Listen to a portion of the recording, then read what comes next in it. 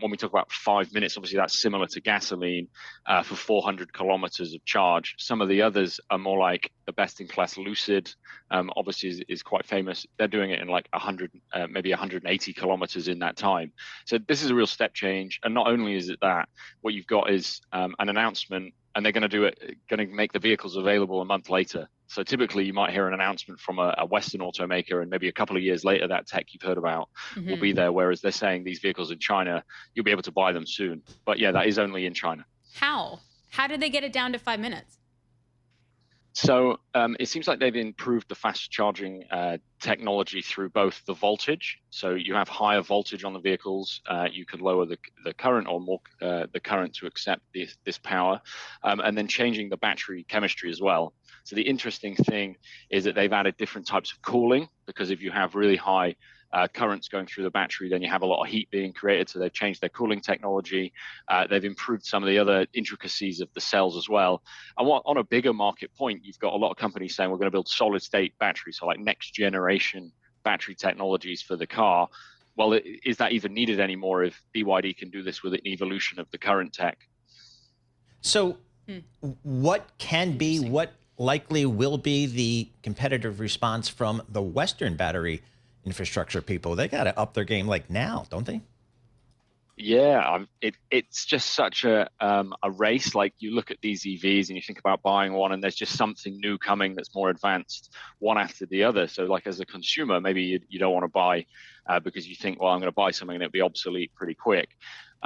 From the Western automakers, they're going to find it hard. You look at BYD, they've just got so many engineers.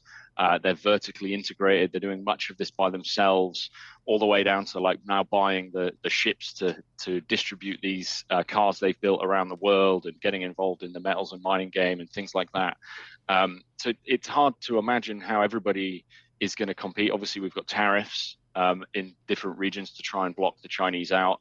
And then when you think about this tech, there is an element of, do you actually need it? So when you look on the Chinese articles, they were looking at the Xiaomi SU7, which is the vehicle made by the Xiaomi, which is the smartphone maker. So they've entered the market and they're selling electric vehicles in the hundreds of thousands of volume. They've outsold loads of cars. It's kind of an amazing story. And people comparing, saying, well, actually, this one BYD is talking about is $10,000 more expensive.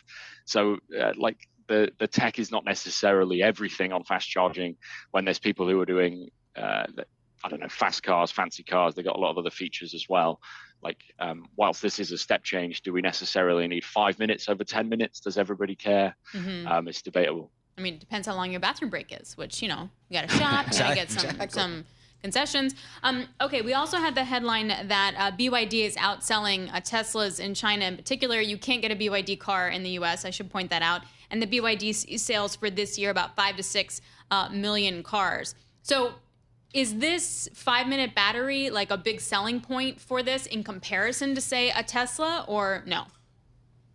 Yeah, I think so. And then in China, what you've got is, I think last year BYD sold something like 1.6 million pure battery electric vehicles. Just the battery powers the car.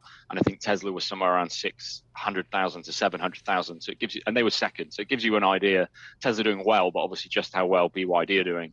One of the things BYD had been leaning into previously with these plug-in hybrid models. So you have an engine and you have a battery. The engine might only be small, and the car itself might be mainly running off the battery. So they've done quite well with those, and it might just show a little bit of a pivot from them to say, actually, we can maybe do without the engine now. Look, we've got this huge range, huge range, fast charging power vehicles. Like, you don't necessarily need to worry about that all. So it might be a pivot from them.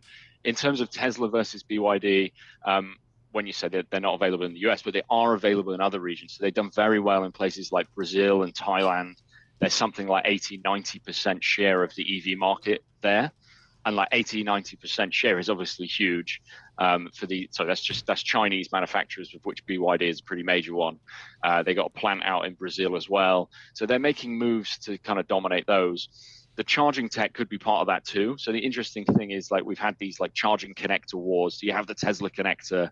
Do you have the connector that all the other manufacturers are using? And in Europe, all the other manufacturers won out. In America, Tesla won out.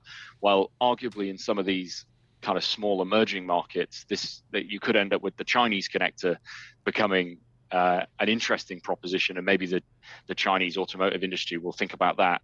And it doesn't mean that they've got it so far, but if they're selling the most cars and they've got the most advanced charging tech, then maybe that's a way that they can exert more influence over the rest of the world.